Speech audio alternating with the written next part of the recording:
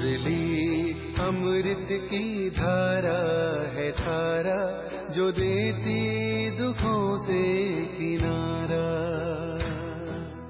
मुरली अमृत की धारा है धारा, जो देती दुखों से किनारा। भूले जीवन में हो जाए शिव बाबा मुरली में समझाए। भूले जीवन में हो जाए शिव बाबा। ओम शांति। आज की तारीख है 21 जून 2023 के बाबा के साकार महावाक्य। मीठे बच्चे, तुम ज्ञान सागर बाप के पास आते हो सम्मुख मिलन मनाने, बादल भरने। तुम यहाँ कोई तीर्थ करने व पहाड़ी की हवा खाने नहीं आते हो। बाबा ने प्रश्न पूछा, गृहस्थ व्यवहार में रहते हुए किस विधि से चलते रहो तो एवर हैदी बल जाएगी। उत्तर, बाबा ने उत्तर दिया, एवर हेल्दी बनने के लिए सदैव बाबा बाबा करते रहो। तुम ही से खाऊं, तुम ही संग घूमूं, सब कुछ बुद्धि से बाप हवाले कर दो। ऐसा समझकर चलो कि हम शिव बाबा की परवरिश के अंदर पल रहे हैं। किसी भी चीज में ममत्व ना रहे, अर्पण करके उसके हुक्म से खाओ तो सब पवित्र हो जाएगा और तुम एवर हेल्दी बन जाएंगे। गीत। दूर देश का रहने वाला आया देश पर आए। दूर देश का रहने वाला आया, आया देश पर आए। दूर देश का रहने वाला आया, आया देश पर आए। मन से मन की। ओम शांति। दूर देश के रहने वाले पास बच्चियां मिलने आती हैं। बच्चियां कोई तीर्थ पर नहीं आती हैं, वह पहाड़ी पर हवा खाने नहीं आती हैं। मनुष्य तो पहाड़ों पर जाते हैं हवा खाने, परंतु बच्चे यहाँ पर आते हैं माता पिता पास मिलने। यह जानते हो माता पिता दूर देश के रहने वाले आते हैं पराए देश में। क्यों आते हैं? स्वर्ग रचने। उनसे मिलने लिए बच्चे भिन्न भिन्न गांव से कितना दूर देश से आते हैं। विलायत से भी आएंगे, किस लिए? कोई चीज देखने लिए नहीं। आत्माएं अथवा जीव आत्माएं आती हैं माता पिता से मिलने।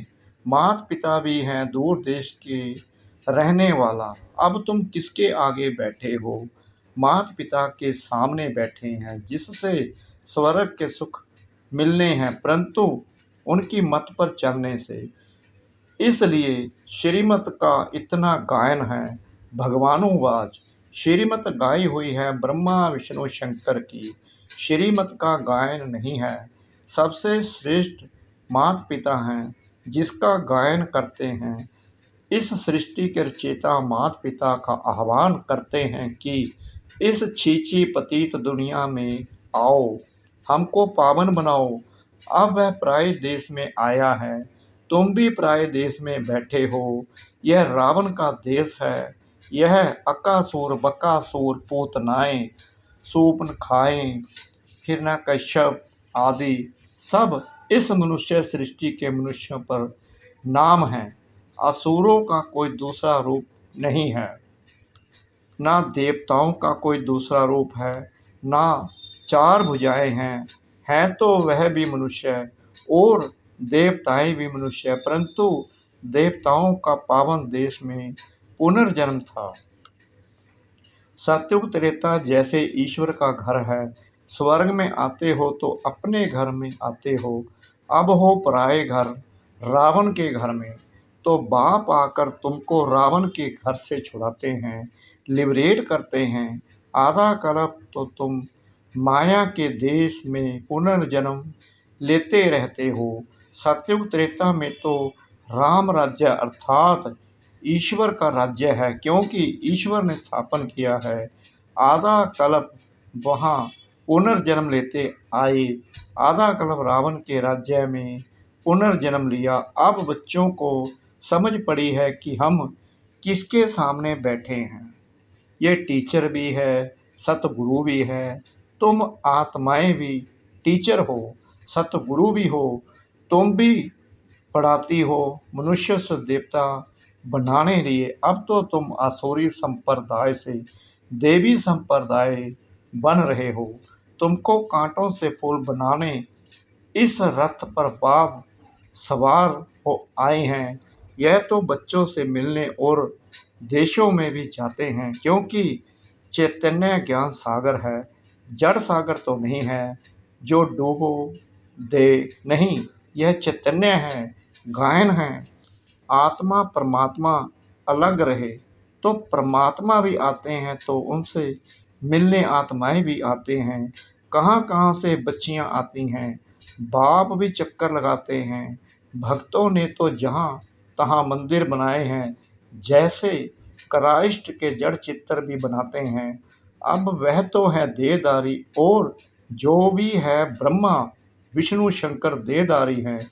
इन सबसे ऊंच से ऊंच है भगवान। उनको अपना शरीर नहीं है, उनको तो सभी बाप कहेंगे, परम पिता गॉड फादर। उनको तो न स्थूल शरीर है न सूक्ष्म शरीर है। आते भी हैं जरूर, कैसे आते हैं यह सब भूल गए हैं।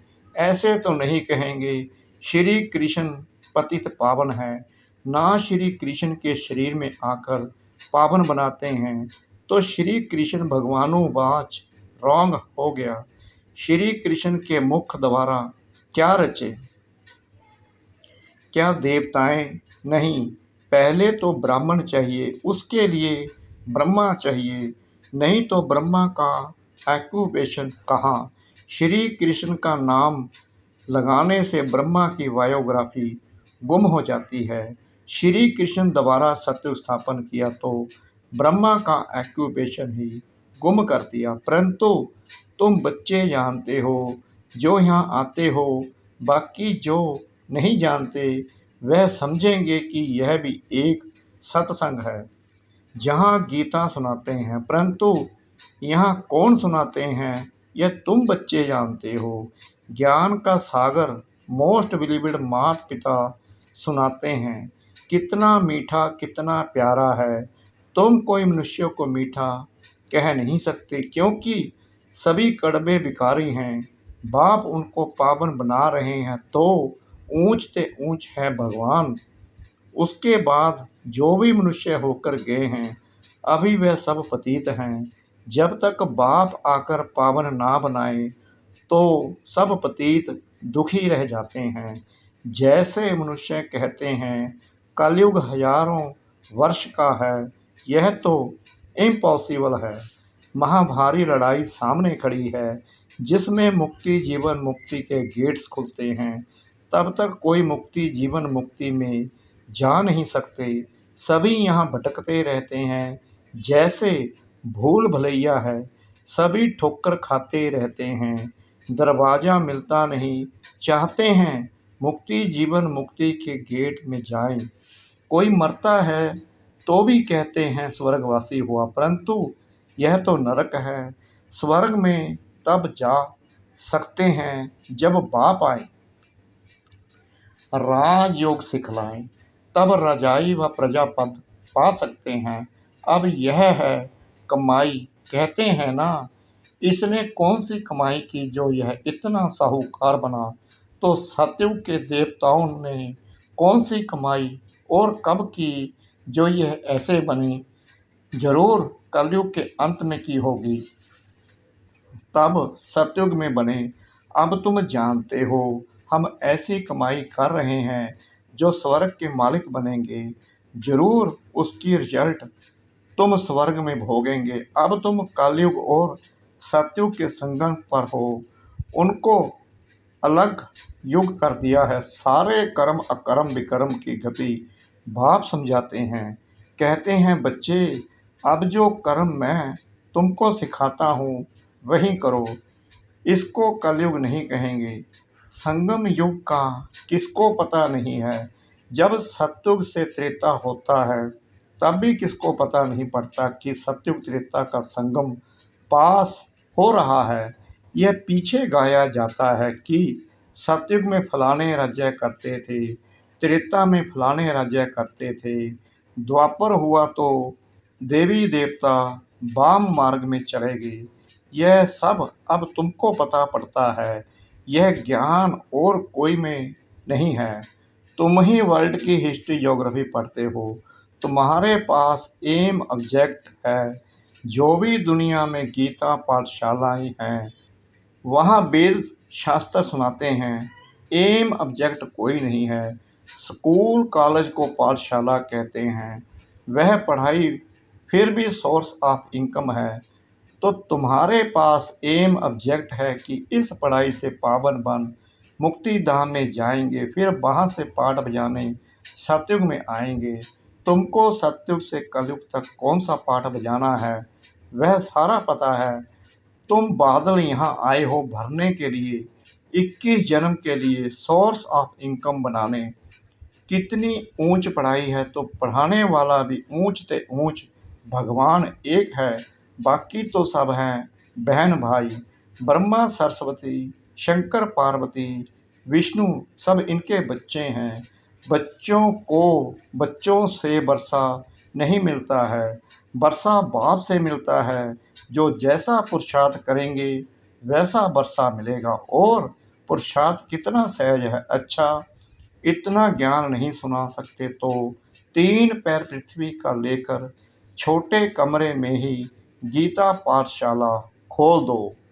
बोर्ड में लिख दो, आकर बाप से 21 जन्मों के लिए बरसा लो।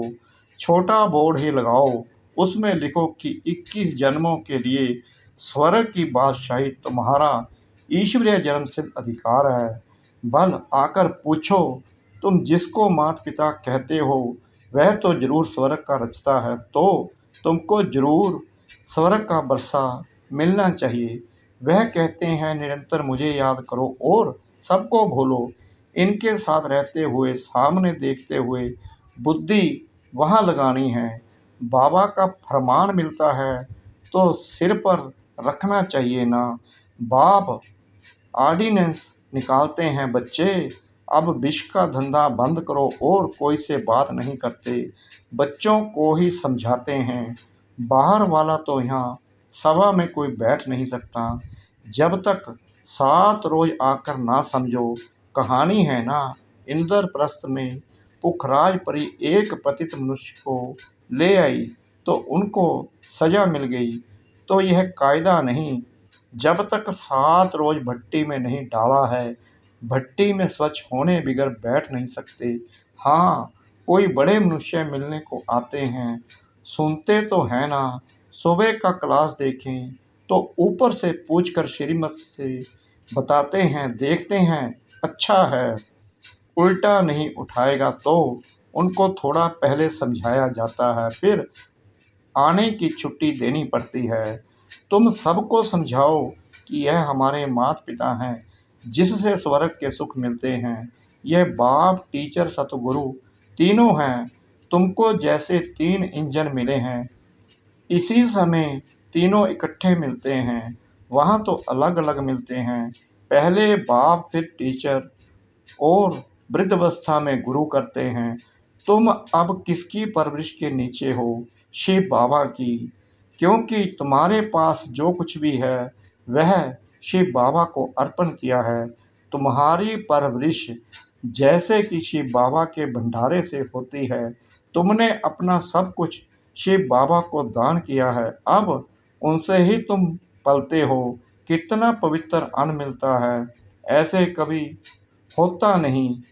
जो कोई धर्म यानी दान करे उससे ही उनकी परवरिश हो। वह तो जिसको दान करते वह खा जाता है। यहाँ तो तुम शिव बाबा को देते हो तो कितना पवित्र बन जाता है। इससे तुम्हारी ही परवरिश होती है। बाप कहते हैं, घर में रहकर ऐसा समझो सब बाबा का है।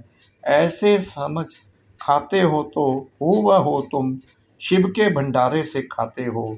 इसमें कोई ममत्व नहीं। बाप का समझते हो, बाप का दिया हुआ है, बाप को अर्पण किया हुआ है, उनके हुक्म से खा रहे हैं। बल बैठा घर में है, परंतु शिव के भंडारे से खाते हैं।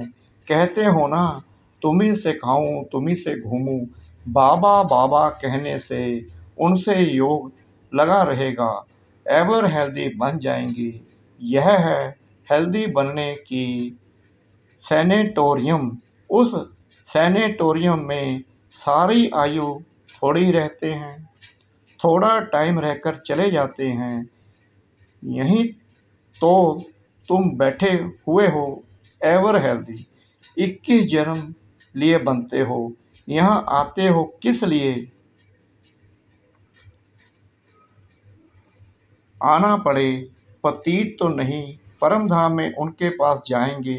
पावन होने लिए जा नहीं सकते। हरेक भगत की आत्मा पुकारती है कि बाबा आओ। बाप कहते हैं मैं आता हूँ सबकी गति सदगति करने, सर्व के ऊपर दया करने वाला। सर्वोदया तो एक बाप है ना। कौन सी दया करते हैं? श्रीमत देते हैं। श्रीमत तो मशहूर है, जिस पर चलने से श्रेष्ठ अर्थात स्वर्ग के मालिक बनेंगे। फिर जो जितना डायरेक्शन पर चले, कोई तकलीफ तो नहीं देते। हठ योग करने अथवा तीर्थों पर धक्का खाने की, अमेरिका हो फिलिपाइन हो कहाँ भी हो, गृहस्थ व्यवहार में तो रहना चाहिए, परंतु रहते हुए कमल पुष्प समान रहना है। जनक का मिसाल है, तुम्हारा है राजयोग। वह तो कहेंगे स्वर्ग के सुख तो काग विष्टा के समान है, परंतु भारत का राजयोग तो मशहूर है, इसको कोई जानते नहीं। प्राचीन योग तो प्राचीन बाप ही सिखाएंगे। गीता वेद शास्त्र आदि सब भक्ति मार्ग की सामग्री है। झाड़ को पूरा होना ही है, फिर इसी झाड़ को सबज होना है। तो तुम आए हो माता पिता पास रिफ्रेश होने, और घड़ी घड़ी आएंगे, क्योंकि सम्मुख मजा आता है। यहाँ सदा के लिए तो बैठ नहीं सकते, ला नहीं है। अपना गृहस्थ व्यवहार भी संभालना है जरूर। बाकी यह पाठशाला अर्जुन बहुत वृद्धि को पाएगी। यह विघ्न आदि ना पड़े तो यह बहुत बढ़ जाए, इसलिए विघ्न पड़ते हैं। 5000 इकट्ठे बैठ कैसे पढ़ेंगे, इसलिए लिमिट है, जिनको बास मुख देख भी सके। बाप देखते तो आत्माओं को है ना, शरीर को नहीं देखते। जोर से देखेंगे तो उनको शरीर ही भूल जाएगा। चुंबक है ना, तो जैसे अनकॉन्शियस होता जाएगा। अच्छा, मीठे मीठे सिकड़े बच्चों प्रति माता पिता बाप दादा का याद प्यार और गुड मॉर्निंग। रूहानी बाप की रूहानी बच्चों को नमस्ते। हम रूहानी बच्चों की रूहानी बाप दादा को श्रद्धा भरी प्रेम भरी नमस्ते। शुक्रिया बाबा, शुक्रिया बाबा, शुक्रिया बाबा, इस मीठी मीठी मीठी मुरली के लिए। धारणा के लिए मुख्य सार। नंबर 1, ऊंची मंजिल पर जाने के लिए बाप टीचर गुरु के रूप में हमें 3 इंजन मिले हैं। सदा इसी स्मृति से आगे बढ़ना है। नंबर 2, बुद्धि से सब कुछ बाप हवाले कर उनकी परवरिश के नीचे पलना है। बहुत मीठा पावन बनना है। पतित पने का कड़वापन निकाल देना है। वरदान, अनुभवों की संपन्नता, दोबारा सदा उमंग उल्लास में रहने वाले मास्टर ऑलमाइटी अथॉरिटी भव। अनुभव बड़े से बड़ी अथॉरिटी है।